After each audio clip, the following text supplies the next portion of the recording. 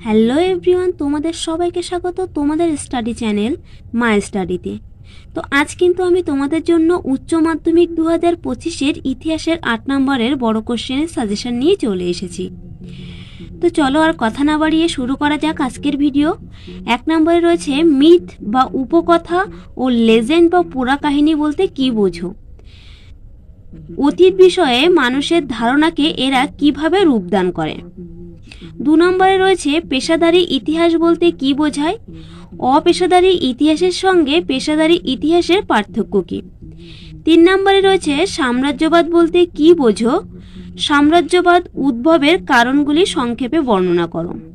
অথবা এর সঙ্গে কিন্তু আসতে পারে উপনিবেশবাদ ও সাম্রাজ্যবাদ বিষয়ে হবসন লেনিনের তত্ত্ব আলোচনা করো।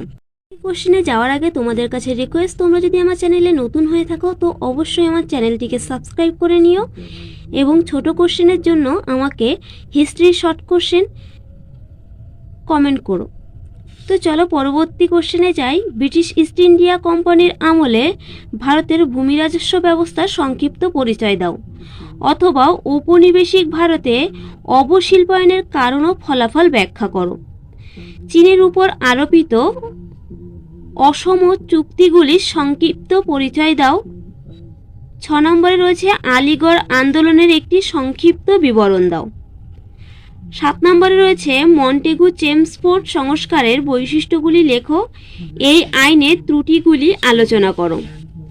8 নম্বরে রয়েছে ভারতের স্বাধীনতা সংগ্রামে সুভাষচন্দ্র বসুর ভূমিকা কী ছিল। তো পরবর্তী 9 নম্বর এবং 10 নম্বরের কোশ্চেন আগে তোমাদের ভিডিওটা ভালো লাগলে অবশ্যই লাইক, কমেন্ট এবং শেয়ার করতে ভুলো না। 9 নম্বরে রয়েছে সুয়েজ সংকটের তাৎপর্য ব্যাখ্যা করো। এই সংকটে ভারতের ভূমিকা কী ছিল? অথবা ঠান্ডা লড়াই বলতে কি বোঝায়?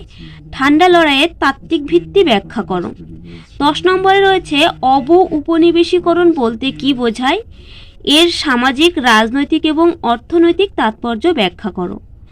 অথবা স্বাধীন ভারতের প্রথম 3টি পঞ্চবার্ষিকী পরিকল্পনার লক্ষ্য ও গুরুত্ব আলোচনা করো। ভিডিওটি ভালো লাগলে লাইক, কমেন্ট এবং শেয়ার করতে ভুলো না এবং আমার চ্যানেলটিকে অবশ্যই সাবস্ক্রাইব করে নিও।